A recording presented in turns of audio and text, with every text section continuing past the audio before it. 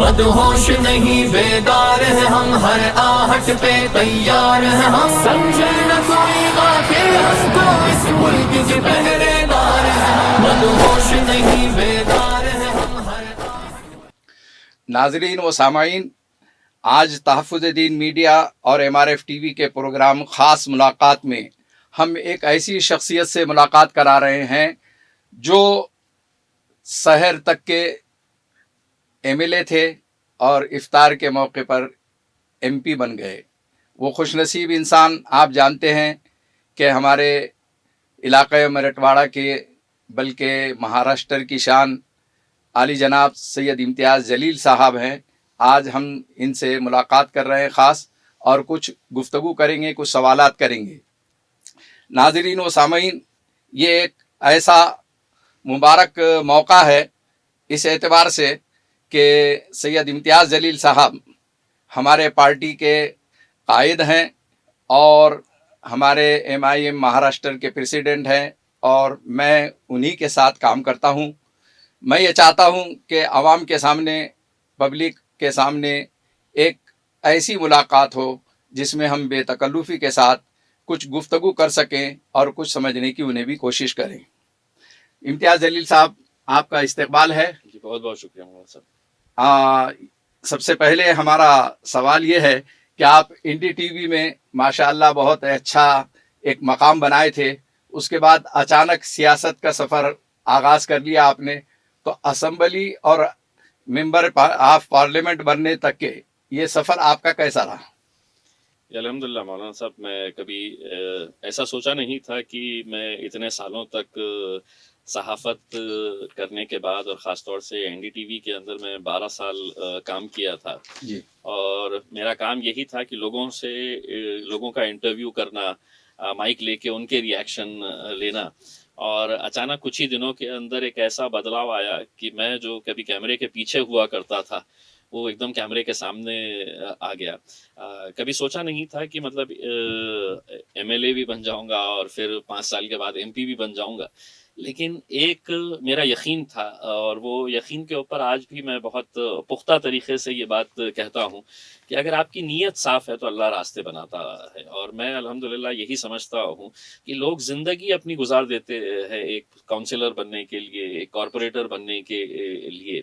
और मैं महज एक 28 दिन पहले पुणे से चल के औरंगाबाद आता हूँ और ये ऐलान करता हूँ कि मैं MLA का इलेक्शन लड़ूंगा। तो लोग मुझे एक अजीब किस्म के प्राणी की तरह लोग देखने के लिए आते थे कि ये कौन बंदा है जो पूना में 12 साल रहा है और अब अचानक शहर में आके कह रहा है कि मैं MLA बनूंगा। तो इतने सारे लोग सिर्फ चेहरा देखने के लिए आते थे कि अच्छा ये है क्या कि जो। लेकिन अल्हम्दुलिल्लाह हमने लोगों के अंदर एक यकीन पैदा किया और हमने लोगों से ये कहा कि अगर इस मुल्क के अंदर अगर हमारी सियासी ताकत, सियासी पहचान, सियासी वजूद अगर ख़त्म हुआ है, तो वो कोई गैरों की वजह से नहीं हुआ है, हमारे अपनों की वजह से हुआ। क्योंकि हमारे ज़हनों के अंदर ख़ुसूसन कुछ राजनीतिक पार्टियाँ, और मैं मतलब इसमें कोई बात छुपाने की नहीं है, कांग्रेस हो, राष्ट्रवादी कांग्रेस हो, ये वो पार्टियाँ हैं जिन्होंने हमारे ज़हनों के अंदर ये बात डाल दी कि नहीं, तुम्हारा अगर कोई नेता होगा तो वो शरद पवार हो सकता है, राहुल गांधी हो सकता है, मुलायम सिंह यादव हो सकता है, लेकिन असदुद्दीन अवैसी नहीं हो सकता है, या कोई मुस्लिम लीडर नहीं हो सकता है। हमने लोगों से कहा कि जीत और हार जो भी होगी वो अपने रब के ऊपर हम फैसला छोड़ेंगे, उसमें हम मेहनत करेंगे और एक ताकत बनकर खड़े रहेंगे, आएंगे मैदान के अंदर उतरेंगे।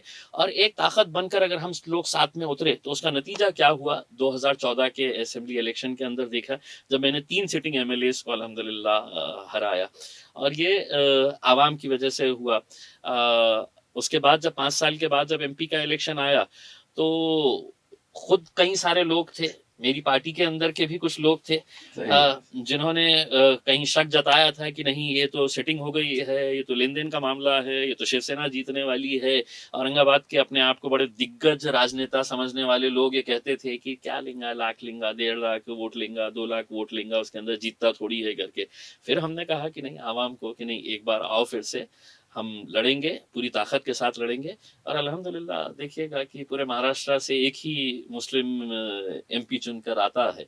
तो ये औरंगाबाद की आवाम को इसका सेहरा जाता है, तमाम वो हमारी माएँ और बहनें जिन्होंने सिर्फ वोट नहीं दिया बल्कि शिद्दत के साथ इस जीत के लिए दुआएँ की थी।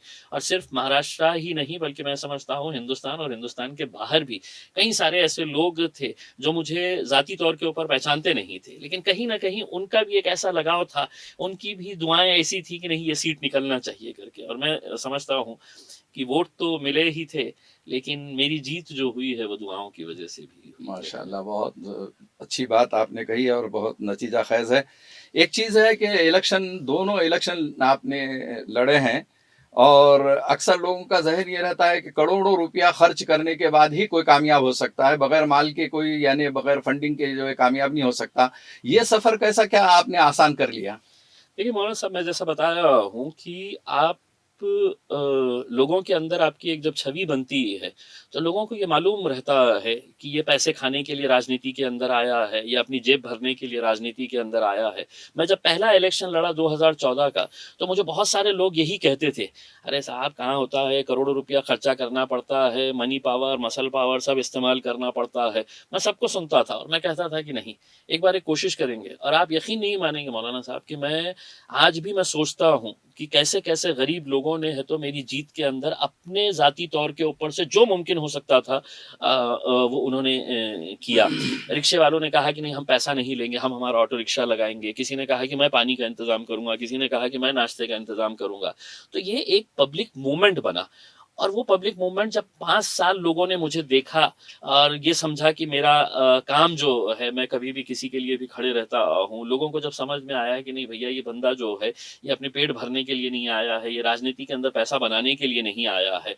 तो 2019 में जब ये एमपी का इलेक्शन हुआ, तो उस एमपी के इलेक्शन के अंदर भी वही मंजर देखने को मिला जो 2014 के अंदर, वरना उमूमन ऐसा होता नहीं है। लोग समझते हैं कि अरे यार ये तो 5 साल के अंदर बहुत बना लिया। और ये मतलब लोगों कुछ लोग हैं जो इस तरह की बातें करते रहते हैं। तो जब इस मामले के अंदर जब मैं ऐलान किया और मतलब ये एक आपको भी पता है कि हमने ये इलेक्शन है तो एक हमारा एक इशू बनाए थे कि नहीं हम इंशाल्लाह महाराष्ट्र से हम ये सीट लड़ेंगे और जीतेंगे। और अल्हम्दुलिल्लाह असद साहब ने जब ये मौका दिया तो बहुत सारे लोग थे जिन्होंने यही कहा कि नहीं साहब ये शिवसेना के साथ इसकी सेटिंग हो गई है, शिवसेना के साथ मेल हो गया है, अब तो शिवसेना बड़ी आसानी के साथ जीत जाएंगी।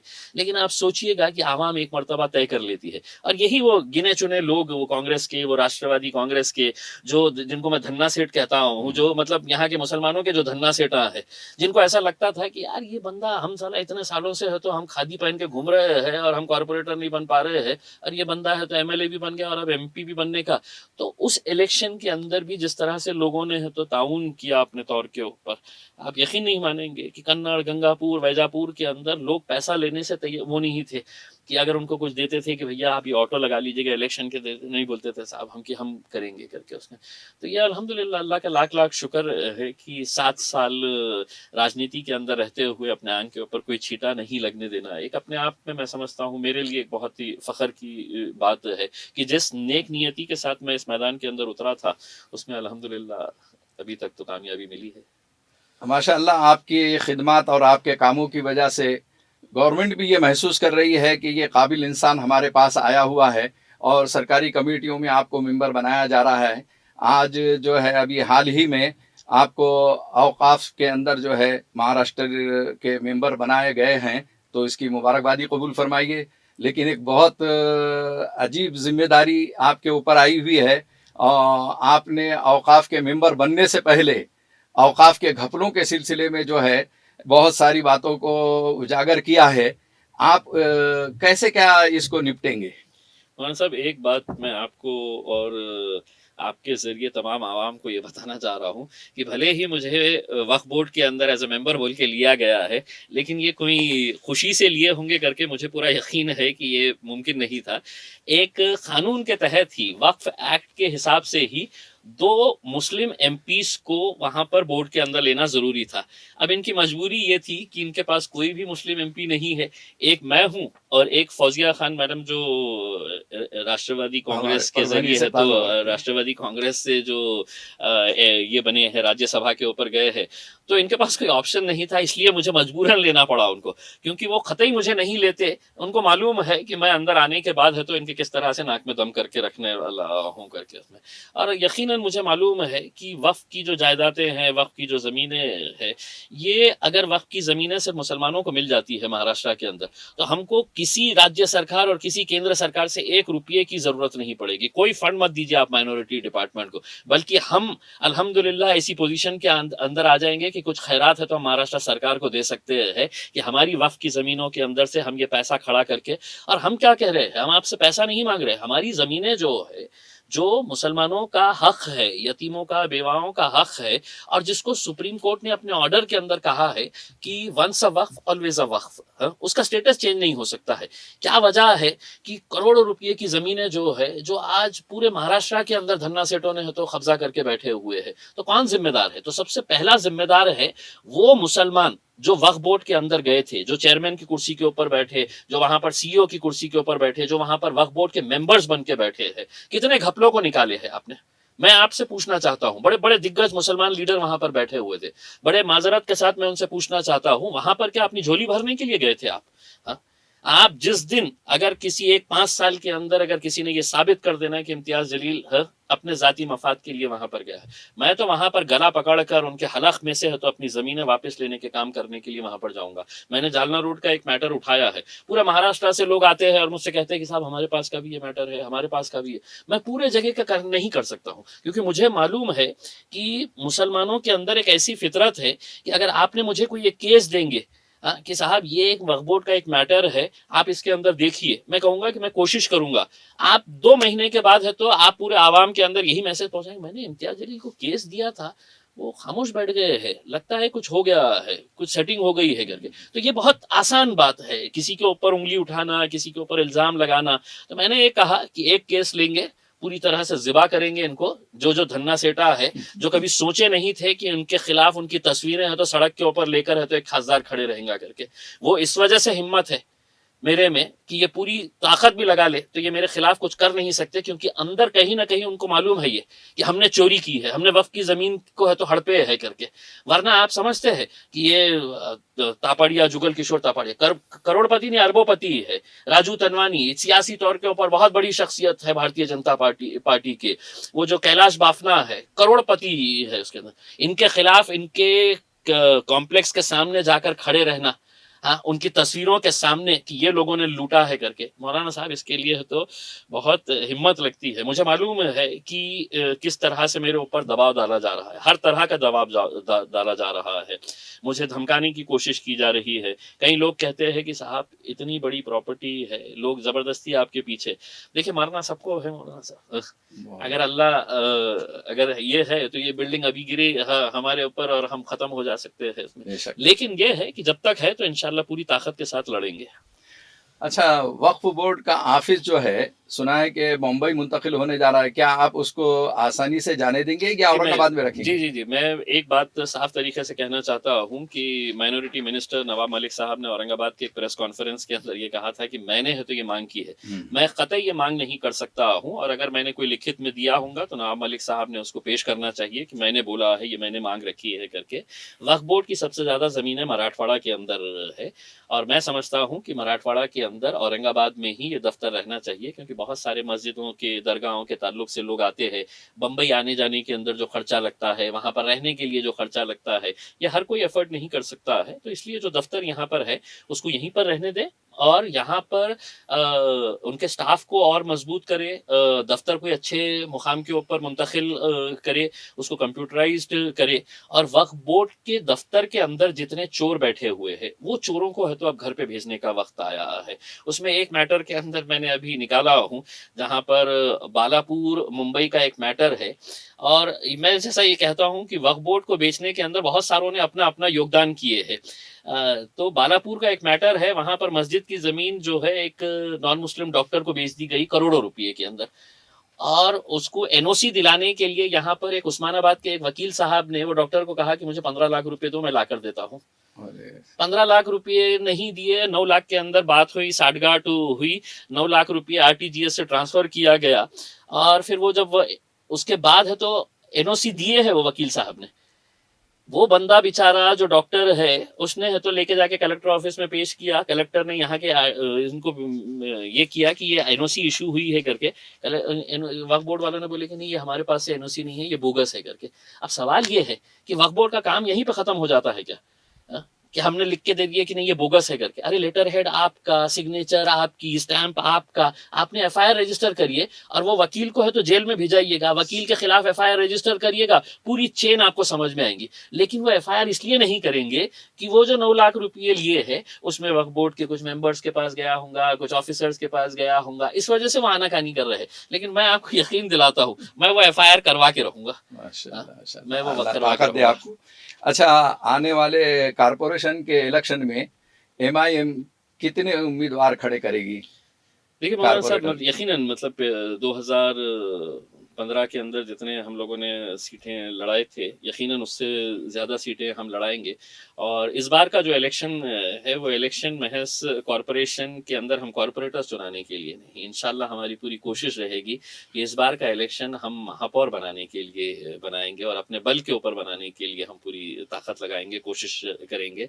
और हम असद साहब को एक यकीन दिलाना चाहते हैं कि इंशाल्लाह महाराष्ट्र के अंदर सबसे पहला महापौर अगर किसी का बैठेगा मजलिस इत्तेहादुल मुस्लिमीन का, तो वो औरंगाबाद शहर से बैठेंगे इंशाल्लाह। और उस इरादे से हम काम करेंगे। उसमें सिर्फ ये है कि लोगों ने थोड़ा सा समझना चाहिए, सोचना चाहिए। ख्वाहिशें बहुत सारों की होती है कि मुझे टिकट मिलना चाहिए करके, लेकिन टिकट किसी एक को ही मिल सकता है। तो अगर हमारे ही अंदर अगर मुखालिफिन शुरू हो जाए या मुखालिफत या बागी सूर बन जाए, तो एक जो मकसद है वो मकसद के अंदर हम मुश्किल आ जाएगी हमारे लिए। तो मैं आवाम से यही अपील करूंगा कि एक बड़े लक्ष्य को हमको देखना है, छोटी छोटी बातों को आप नजरअंदाज करिएगा। क्या किसी दलित तंजीम से आप इत्तेहाद करेंगे? देखिए अभी ये कहना बड़ा मुश्किल है, इसका फैसला जो है वो असद साहब ही बता सकते हैं। लेकिन मेरी पर्सनल अगर आप राय पूछेंगे तो मैं ये कहूँगा कि नहीं, मजलिस अपने बल के ऊपर इलेक्शन लड़ना चाहिए। इलेक्शन के बाद आप किसके साथ अलायंस करते हैं ये आप बाद में इलेक्शन के बाद तय कर सकते हैं। और मजलिस तो अल्हम्दुलिल्लाह मौलाना साहब बहुत एक मजबूत जमात है। हम अब लंगड़े घोड़े नहीं है कि कांग्रेस, राष्ट्रवादी, शिवसेना एक साथ कमजोर 3 आगे खिलाड़ियां आके है तो हमारे सामने खड़े रहने वाले हैं। इसके अंदर अल्हम्दुलिल्लाह मजलिस की ताकत है, यहाँ पर हम अपने बल के ऊपर लड़ेंगे। और जितने भी ये कमजोर खिलाड़ियां जो है, जिसके पास ताकत नहीं होती है वो किसी का सहारा लेता है। अब जैसा राष्ट्रवादी बोल रही है नहीं हम अकेले नहीं लड़ेंगे, हम सेना के साथ लड़ेंगे, सेना बोल रही है कि नहीं हम अकेले नहीं लड़ेंगे, हमको कांग्रेस के साथ में जाना है करके। तो ये जितने भी कमजोर खिलाड़ियां हैं ये सब आने वाले हैं और इनका मकसद यही रहने वाला है कि सब एक साथ आ जाओ, नहीं तो देखो मजलिस को अपने को हराना यहाँ पर बड़ा मुश्किल हो जाएगा करके। घोड़ा मैदान सामने है, आइए देखा जाएगा। एमआई में माशाअल्लाह आप महाराष्ट्र के सदर हैं और बहुत अच्छे अंदाज से आपने पार्टी पे कंट्रोल किया है, लेकिन कभी कभार कुछ थोड़े से लोग जो है नाराज़ होके कुछ न कुछ अंदाज में मुखालिफत करते हैं और जो है कुछ नाराज़गी का इजहार दूसरे अंदाज में इल्ज़ामात वगैरह के ज़रिए से करते हैं। लेकिन मशहूर है एक ख़ास बात, खूबी आपकी, कि आपकी मुस्कुराहट ही उनका जवाब हुआ करती है। ये जुर्रत और जसारत कैसे आपके अंदर आ गई? जी मौलाना साहब, ये तो अल्लाह की तरफ की बात है कि बहुत सारे मेरे मुखालिफिन इस बात से खफा रहते हैं कि मैं मुस्कुराता क्यों हूँ करके। वो लोग इस बात से परेशान रहते हैं कि इतने परेशानियों के बावजूद ये बंदा कैसा हिम्मत के साथ, ताकत के साथ खड़े रहता है और हर सवाल का जवाब मुस्कुराहट के साथ देता है। मैं ये बात तो मानता हूँ मौलाना साहब कि मजलिस के अंदर भी कुछ इस तरह के लोग हैं जो गलत बयानी करते हैं और जो मैं समझ रहा हूँ कि मजलिस को कमज़ोर करने का काम कर रहे हैं। देखिए मैं ओहदे रहेंगे, आएंगे, जाएंगे, मैं कोई ज़िंदगी भर के लिए यहाँ पर नहीं ऐसा मैं प्रेसिडेंट बोलकर हूँ, लेकिन आपको एक पार्टी के प्रोटोकॉल के हिसाब से आपको काम करना पड़ेगा। अगर आप ये समझेंगे कि ये पार्टी मैं चला रहा हूँ और मेरे उसके ऊपर चलने वाली है, तो नहीं है। इसके अंदर ये पार्टी जो है ये दीवानों की एक जमात है, जुनूनियों की एक जमात है, नौजवानों का एक अलग किस्म का जज्बा होता है। इन सबको अगर हम साथ में लेकर चलेंगे तो मेरे हिसाब से ये पार्टी आगे बढ़ेगी। लेकिन अगर आपका लक्ष्य यही रहेगा कि इम्तियाज़ जलील को कैसा खींचना है नीचे, इम्तियाज़ जलील को कैसा गिराना है करके, तो ये ऐसे कुछ लोग हैं जिनके ऊपर हम भी नज़र रखे हुए हैं, असद साहब भी नज़र रखे हुए हैं। तो यकीनन हमारी सबकी कोशिश यही रहनी चाहिए कि शख्सियतें आएंगी और जाएंगी, मतलब कोई भी परमानेंट कोई पोस्ट के ऊपर नहीं रहता। अगर आज कोई शहर अध्यक्ष बना है तो कल कोई दूसरा बनेगा, आज कोई जिला अध्यक्ष बना है तो कल कोई दूसरा बना है, जिंदगी भर के लिए तो नहीं आए ना। जैसे मैं 5 साल के लिए MP हूँ, अगर मैं काम करूंगा तो आवाम मुझे कबूल करेगी 5 साल के बाद, वरना असद साहब ही कहेंगे कि मियाँ तुम्हारे खिलाफ बहुत मुखालफत है, तुम काम नहीं किए हैं, तुमको टिकट नहीं, और मुझे कबूल करना पड़ेगा वो बात को उसमें। लेकिन ये है कि नहीं, अध्यक्ष भी मैंने ही बनना, जिला अध्यक्ष भी मैंने ही बनना, और इसको क्यों बनाए उसको क्यों बनाए। कोई भी जमात उस वक्त तक कामयाब नहीं होगी जब आप अपने क़ायद के फैसले के ऊपर लब्बैक नहीं कहेंगे। अगर आप ये कहेंगे कि नहीं साहब मेरे हिसाब से चलना चाहिए, तो नहीं, कई जगह के ऊपर मुखालिफत हुई है कि आपने इसको क्यों बनाया उसको क्यों बनाया है करके। लेकिन हमारा भी एक सोच होती है उसमें, हमको भी समझ में आता है कि आज एक को मौका मिला है, कल दूसरे को मौका मिलेगा। माशाल्लाह। ये हालिया वाक़यात जो है जहेज़ से ख़ुदकशी के जो है गुजरात का वाक़या हुआ, इस पस मंज़र में मैं आपसे ये पूछना चाहता हूँ कि क़ानूनी एतबार से इसको कैसे कम कर सकते या ख़त्म कर सकते हैं, और मजहबी एतबार से कैसे उसको कंट्रोल कर सकते हैं? मौलाना साहब, मैं समझता हूँ कि ये क़ानूनी मुद्दा नहीं है, ये हमारे माशरे के अंदर मैं समझता हूँ कि ये हमारे उलमाए दीन की बहुत बड़ी ज़िम्मेदारी बन जाती है कि इन मुद्दों के ऊपर हम अपने जुम्मे के खुतबे में ऐसे मुद्दों को हम लोगों ने हाईलाइट करना बहुत ज़्यादा ज़रूरी है। मौलाना साहब, मैं कल ही मतलब एक मैटर जो कन्नड़ के ताल्लुक से था, एक बच्ची किसी गैर कौम के बच्चे के साथ शादी करके भाग गई थी, वो नांदेड़ के अंदर वो बच्ची मिली कल के दिन। मैंने खुद उससे बात किया, वो PI ने कहा कि नहीं साहब वो बच्ची है तो आने के लिए तैयार नहीं है, उसने कहा कि मैंने अपनी मर्ज़ी से है तो शादी की है करके। मुझे इस बात का ये नहीं है, लेकिन उनके माँ बाप की मैंने तड़प देखा, उनके घर वालों की एक तड़प देखा, तो कहीं ना कहीं हमारे माशरे के अंदर क्या ऐसी वजह है कि इस तरह के हमको चीज़ें देखने को मिल रही है कि खुदकशी जो हम कभी सोच नहीं सकते थे कि मुसलमानों के अंदर कभी भी खुदकशी के केसेस देखने को नहीं मिलते थे, लेकिन आज उस एक केस की वजह से लोगों को ऐसा लगा कि यार ये तो बड़ा आसान तरीक़ा है, अपनी तकलीफ़ों को दूर करना है। तो मैं समझता हूँ क़ानून, जैसा हम लोगों ने जब ट्रिपल तलाक़ के मुद्दे का हमने जब विरोध किया था, हमने पार्लियामेंट के अंदर चीख कर यही बात कही थी कि ये मुद्दा जो है ये क़ानून से हल नहीं होगा, उसमें ये समाज के अंदर ही हमको एक बदलाव लाने की ज़रूरत है। जिन्होंने इस्लाम को सही तरीके से समझा नहीं, जिसका इंटरप्रिटेशन सही तरीके से किया नहीं है, हर इंसान ने अपने हिसाब से, अपने तौर तरीके के हिसाब से उसका इंटरप्रेट करके, यही वजह है कि आज इस्लाम के ख़िलाफ़ जिस तरह का एक माहौल तैयार किया जा रहा है पूरे दुनिया के अंदर, तो इसकी वजह यही है कि सही तरीके से लोगों ने तो इस्लाम को प्रेजेंट नहीं कर रहे हैं। अब आज एक केस जो हुआ है, मैं समझता हूँ कि हम सब के लिए, क्योंकि बेटियां बहनें हर एक के घर के अंदर है और हर एक को मालूम है कि ये जो बुराई है, जहेज की बुराई है, अल्हम्दुलिल्लाह मैं समझता हूँ कि औरंगाबाद के अंदर ये बहुत कम है, लेकिन दूसरे शहरों के अंदर हम देखते हैं कि किस तरह से खाने के ऊपर ही मतलब लाखों रुपया खर्च किया जाता है। हमारे पास तो एक अच्छी बात यह है कि एक रिक्शे वाला हो, ठेले वाला हो या करोड़पति हो, हम तो फर्श के ऊपर बैठ के नान खलिया खाने वाले लोगों में से है, तो कम से कम उतने उसके अंदर हम लोग तो। लेकिन ये सही बात है और मैं तमाम उलमाए दीन से यही अपील करना चाहूँगा कि ऐसे मुद्दों को है तो हम अपने जुम्मे के खुतबे से पहले, ये बहुत ज़रूरी हो गया है कि ऐसे मुद्दों को हमने हाईलाइट करेंगे। नहीं, अल्हम्दुलिल्लाह हम लोगों ने अभी हालिया ऑनलाइन जो है जूम के ज़रिए से मीटिंग की है, जिसमें 400 उलमाए कराम जमा हुए all India Muslim personal law board की हिदायत के ऊपर, और उसमें तजावीज़ वगैरह भी आई हुई हैं, और हम एक 10 रोज़ा मुहिम आसान और मसनून निकाह के सिलसिले में चला रहे हैं, और इंशाअल्लाह उम्मीद है कि इसके अंदर कमी आएगी। एक सवाल और ये भी है कि आपके दोनों इलेक्शन में माशाअल्लाह जो है उलमा और अइम्मा इकराम का बहुत बड़ा रोल रहा है।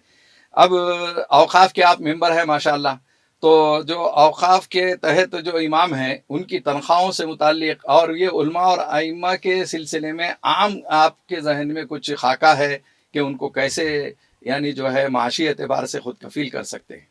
जी, मौलाना साहब, ये बहुत ही अहम मुद्दा है, मैं समझता हूँ। देखिए, कई ऐसे सारे स्टेट्स हैं जहाँ पर वक़्फ़ की ज़मीनों की वजह से जो रेवेन्यू जनरेट होता है, वो किन-किन लोगों के पास जाना चाहिए, उसमें आइमा, उलमा इकराम जितने भी हैं, उन लोगों को हम किस तरह से मदद कर सकते हैं, जो मदरसे चलाने रहे हैं, उनकी किस तरह से मदद कर सकते हैं, जो मस्जिदों के अंदर अपनी खिदमत अंजाम दे रहे हैं, हम किस तरह से कर सकते हैं। ये मतलब ये होना नहीं चाहिए कि किसी मस्जिद के लिए हम झोली फैलाकर जो चंदा जमा करते हैं। मुसलमान तो इतना खुद अपने आप में इतना पावरफुल, इकोनॉमिकली स्ट्रांग होना चाहिए कि हमारे जितने भी मस्जिदों के अंदर खिदमत देने वाले उलमा इकराम है, उन लोगों को हम किस तरह से फाइनेंशियली सपोर्ट कर सकते हैं, क्योंकि बहुत बड़ा काम कर रहे हैं। ये काम जो है, अगर अगर आप सोचेंगे कि आज दीन को फैलाने का जो काम कर रहे हैं, उसको देखते हुए हम उनके लिए क्या कर रहे हैं, अगर सोचेंगे तो हम कुछ भी नहीं कर रहे हैं। अब आज ये मौका मिला है वक्फ बोर्ड के ज़रिए हमको अंदर आने का, तो हमारी कोशिश रहेंगी कि ज़्यादा से ज़्यादा जितने महाराष्ट्र के अंदर मस्जिदें हैं, उनको हम वहाँ के इमामों को, वहाँ के पेश इमामों को हम लोग किस तरह से उनका रजिस्ट्रेशन करवा के उनके लिए फाइनेंशियल पैकेज, देखिए गवर्नमेंट से तो बहुत ज़्यादा उम्मीद करना मुश्किल है, क्योंकि ये वो गवर्नमेंट है जिसके मुख्यमंत्री है तो ऐवान के अंदर खड़े रहकर है तो गर्व से कहते हैं कि तुम्हारी मस्जिद मैंने गिराया है करके, और मुझे गर्व है करके। और वही मुख्यमंत्री के साथ साथ देने वाले उस ऐवान के अंदर कई मुस्लिम एमएलएस भी बैठते हैं। उनको कभी शर्म नहीं आती है, उनको कभी सोचने के ऊपर ये मजबूर नहीं किया जाता है कि मैंने तो बताया था कि ये हम सेक्युलर सरकार देने वाले हैं करके, और मुख्यमंत्री ऐवान के अंदर खड़े रह के कह रहा है कि मैंने गिराया है तुम्हारी मस्जिदें करके। अगर कोई भी गैरतमंद अगर एमएलए होता वहां पर, उसी वक्त तो अपना रेजिग्नेशन देकर उनके मुंह पर फेंक कर मार आना चाहिए था उसने, लेकिन नहीं करेंगे क्योंकि सत्ता की लालच जो है वो बहुत ज़्यादा होती है। तो मुझे बहुत ज़्यादा उम्मीदें नहीं है सरकार से। हमारी ही कम्युनिटी के दानशूर लोगों को भी इस और आगे आने की ज़रूरत है। दूसरी बात, मैं मौलाना साहब ये एक मेरे दिमाग में कुछ उलमा इकराम से जब बात कर रहे थे, हमारी कई ऐसी खबरस्तान, कई ऐसे खबरस्तानें हैं, कई ऐसी मस्जिदें हैं, कई ऐसी ईदगाहें हैं जहाँ पर जिस ज़मीन का अगर सही तरीके से अगर हम इस्तेमाल करते हैं तो वहाँ पर हम लोग चाहे होर्डिंग्स के ज़रिए है तो हम रेवेन्यू जनरेट कर सकते हैं, चाहे वहाँ पर कुछ शॉपिंग के लिए दुकानें उकानें निकाल के है तो अपना रेवेन्यू जनरेट कर सकते हैं। तो ये जो चंदा जमा करते हैं वो चंदा जमा करने की ज़रूरत नहीं रहेंगी, वहाँ की मस्जिद कमेटी के लोग ही मतलब उसका सही तरीके से, बशर्ते नेक नियति के साथ होनी चाहिए। लेकिन कमेटी के लोग ही अगर बोलेंगे कि साहब मैं यहाँ पे कॉम्प्लेक्स बना रहा हूँ और वो सब मेरी दुकानें रहेगी करके, तो नहीं, उसको आप अच्छे तरीके से प्रोफेशनल लेवल के ऊपर, क्योंकि वो मैंने खुद ने देखा है। जैसा मैं एक उदाहरण के तौर के ऊपर, मैं रोज़े बाग की मस्जिद के अंदर जब जाता हूँ, जुमे की नमाज वहीं पे करता हूँ, तो मस्जिद के सामने का हिस्सा किसी काम का नहीं है। मतलब वहाँ पर ना पार्किंग होती है ना कुछ होता है, लेकिन वहाँ पर अगर चाहे तो हम एक रेवेन्यू जनरेट करने का, और वो पैसों से आप है तो और मस्जिद बनाने के लिए वो पैसा इस्तेमाल करिए, किसी के जेब में डालिए मत कि कमेटी के मेंबर है तो उसको रख ले रहे हैं, अपना घर भर रहे हैं, नहीं। वो पैसा जो आएगा उससे है तो हम गाँव के अंदर जाके मस्जिदें और बढ़ा सकते हैं क्या, और मस्जिदों को बड़ी कर सकते हैं क्या जहाँ छोटी मस्जिदें हैं। तो ये काम के ऊपर भी मतलब सोचने की ज़रूरत है। लेकिन चूंकि ये अगर ये प्रस्ताव रखा तो फौरन जो दूसरे नकली यहाँ पे जो मौलाना घूमते हैं जिनका काम धंधा यही है कि इम्तियाज जलील को कैसा नीचे खींचना है करके, वो बोलेंगे देखो ये मस्जिद बेचने के लिए आ गया है, ये मस्जिद के अंदर देखो कैसा पैसा बनाने का जरिया बना रहा है करके। मैं तो चाह रहा हूँ, एक मैंने तजवीज़ रखा हूँ, अगर मतलब उलमाए किराम अगर इसको बेहतर समझते हैं तो इसके ऊपर चर्चा यकीनन की जा सकती है। हम वक्फ बोर्ड के जरिए उसको क्या कर सकते हैं और बेहतर तरीके से हम यकीनन उसके बारे में सोच सकते हैं। आखिरी सवाल है कि कोरोना के सिलसिले में लॉकडाउन का जो अभी हालिया कलेक्टर का फैसला है, उस फैसले पर आपकी जसारत और जुरत की जो है बहुत ज़्यादा लोग यानी जो है तारीफ़ कर रहे हैं। लेकिन एक ये है कि आप एक एमपी होने की हैसियत से लोगों को ये भी उम्मीद वाबस्ता है कि आप आइंदा अगर इस किस्म की हरकत हो तो आप कैसे रोक लगा सकेंगे? देखिए मौलाना साहब, मैं शहर के अंदर जो पब्लिक रिप्रेजेंटेटिव्स होते हैं, चाहे फिर वो एमएलएस हो, एमपीज हो, मैं अकेला नहीं हूँ। मेरे साथ है तो और भी एमपी है, इसी शहर से ताल्लुक़ रखते हैं भारतीय जनता पार्टी के। 5 एमएलएस यहाँ पर ताल्लुक़ रखते हैं। अब होता ये है कि जब इस तरह के फैसले लिए जाते हैं तो बोलता सिर्फ इम्तियाज़ जलील है, बाकी कोई बोलने के लिए तैयार नहीं रहते हैं। मेरा ये कहना है कि ठीक है, आप अधिकारी है, आप आईएएस आईपीएस है, मेरे से ज़्यादा ज्ञानी है, आप मेरे से ज़्यादा पढ़े लिखे होंगे उसके अंदर, लेकिन आप मुझे ये तो बता सकते हैं ना, मुझे ये अधिकार तो है ना कि मैं आपसे पूछूं करके कि आप अगर कंप्लीट लॉकडाउन अगर कर रहे हैं 7 दिन का, तो उसका कुछ तो असर हमको समझ में आ रहा है। लेकिन आप 5 दिन चालू रखेंगे और सैटरडे संडे बंद रखेंगे, तो क्या आपका वायरस के साथ सही में कुछ बातचीत हुई है कि वायरस ने आपको शेड्यूल दिया है कि मैं 9 बजे के बाद है तो निकलने वाला हूँ, 9 बजे अंदर घर में चले जाना, फिर मैं सैटरडे संडे के दिन है तो बहुत परेशान करने वाला हूँ, कंप्लीट लॉकडाउन कर देना करके। तो ये जब अजीब किस्म के आप फैसले लेते हैं, तो किसी न किसी ने तो बोलना चाहिए ना, उसके किसी न किसी ने तो पूछना चाहिए। और मैं वो सवाल कर रहा हूँ, अब कलेक्टर साहब ने बोला रजिस्टर्ड मैरिज करो। साहब आपको, कलेक्टर साहब आपको ये अगर मालूम नहीं है कि रजिस्टर्ड मैरिज करने के लिए 1 महीने का है तो नोटिफिकेशन रहता है। अब जिसकी शादी 8 दिन के बाद, 10 दिन के बाद, 6 दिन के बाद, 5 दिन के बाद है, और कोई भी माँ बाप मौलाना साहब अपने बच्चों की शादी के लिए जिंदगी भर कमाता है, मेहनत करता है, एक खुशी का माहौल रहता है कि हमारे घर में शादी होने वाली है, अब तुम कह रहे रजिस्टर्ड मैरिज कर लो करके, तो ये मुमकिन है क्या? मेरा ये कहना है, आप इंडस्ट्री के अंदर 1000 लोगों को भेज रहे हैं ना, आप शादी खाने के अंदर कितने शादी खाने होंगे औरंगाबाद के अंदर? 20 होंगे, 25 होंगे, 50 होंगे, 100 होंगे उसके अंदर।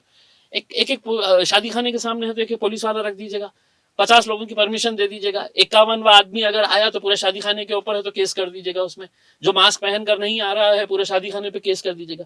आपको रास्ते ढूंढना पड़ेगा, ये आसान रास्ते मत निकालिएगा आप कि बंद कर डालो। हाँ, इसका असर क्या होता है मौलाना साहब कि अब आज औरंगाबाद से कई सारे फ्लाइट्स हम और स्टार्ट करने वाले हैं। गोवा के लिए फ्लाइट स्टार्ट हो रही है, पूना के लिए फ्लाइट स्टार्ट हो रही है, दिल्ली के लिए और फ्लाइट स्टार्ट हो रही है। इतनी मेहनत करके लेके आओ और ये ज्ञानी बोलेंगे कि नहीं बंद करो, शहर बंद करो करके, उसका असर जो लॉन्ग टर्म इम्पैक्ट जो होता है वो ये सोच नहीं रहे। इसलिए नहीं सोच रहे हैं कि अधिकारी कितने दिन रहेंगे यहाँ पे, 2 साल, 2.5 साल, 3 साल के लिए रहते हैं, अपना बोरिया बिस्तरा बांधे और चले गए हैं करके। लेकिन शहर के ऊपर लार्जर इम्पैक्ट जो होता है उसके बारे में भी सोचना चाहिए कि आज इंडस्ट्री भी हमारे पास अगर इस तरह का माहौल रहेगा, कौन इन्वेस्टमेंट यहाँ पर लेकर आएगा? और पूरी हिंदुस्तान के अंदर नहीं, पूरी दुनिया के अंदर कोरोना है ना, ये औरंगाबाद के अंदर ही क्यों इतने उतावले हो जाते हैं बंद करो बंद करो बंद करो बंद करो करके, और सारे बोलते हो बंद करो बंद करो बंद करो करके, सिर्फ अकेले इम्तियाज जलील बोलता है। अब तो मैं ब्लैकलिस्ट हो गया हूँ ये ऑफिसर्स के और लोगों की नजर के अंदर, यार ये कितना बोलता है करके। सही। इम्तियाज भाई, एक सवाल और भी है कि माशाल्लाह आपके ज़रिए से एमआरएफ टीवी के स्टूडियो का इफ्तिताह हुआ था। आज आप जब यहाँ पर पहुँचे हैं तो आपके तासुरात क्या हैं और इस सिलसिले में आपका पैगाम पब्लिक के लिए क्या है? जी, मुझे पर्सनली बड़ी खुशी हुई ये सेटअप यहाँ पर देखकर, क्योंकि मैं जब इसका इफ्तिताह करने के लिए आया था तो मुझे नहीं मालूम था कि इस प्रोफेशनल लेवल के ऊपर इसको चलाया जाएगा। एमआरएफ टीवी और तहफ़्फ़ुज़ दीन आप लोग जो चला रहे हैं, और इसकी व्यूअरशिप दिन ब दिन अगर आप देख रहे हैं तो अब वो हज़ारों में नहीं लाखों के अंदर है। मैं तो समझता हूँ कि सब्सक्राइबर लाखों का है और व्यूअरशिप करोड़ों के अंदर चली गई है, तो एक बहुत अच्छा मैं समझता हूँ एक प्लेटफॉर्म है।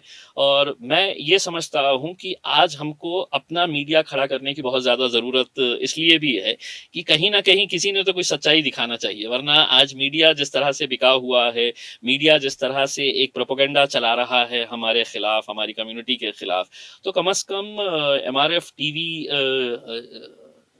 ये एक काम को बहुत आसान कर रहा है। और मैं अपनी नेक ख्वाहिशात देता हूँ कि आपका सब्सक्रिप्शन और ज़्यादा बढ़े, आपकी व्यूअरशिप और ज़्यादा बढ़े। मेरी तमाम नेक ख्वाहिशात आपके लिए। सामाईन व नाज़रीन, आप सुन रहे थे इम्तियाज़ जलील साहब को, जो एक माहिर तजुर्बेकार सियासतदान भी है और एक सहाफ़ी जर्नलिस्ट हैं। माशाअल्लाह उन्होंने यानी जो सवालात थे उनका मुफस्सल जवाब भी दिया है। हमें खुशी है, हम एक मरतबा फिर उनका शुक्रिया अदा करते हैं और उन्हें मुबारकबादी देते हैं कि वो जिस खिदमत के जज्बे से कौम और मिल्लत के दरमियान में है, पब्लिक और आवाम के दरमियान में है, इसी तरीक़े से जमे रहें। हमारी नेक तमन्नाएँ और दुआएं उनके साथ है। आज तहफ़्फ़ुज़ दीन मीडिया सर्विस और एमआरएफ टीवी के स्टूडियो में वो तशरीफ़ लाए, इसके लिए हम उनका तहे दिल से शुक्रिया अदा करते हैं। शुक्रिया, बहुत बहुत जज़ाकल्लाह।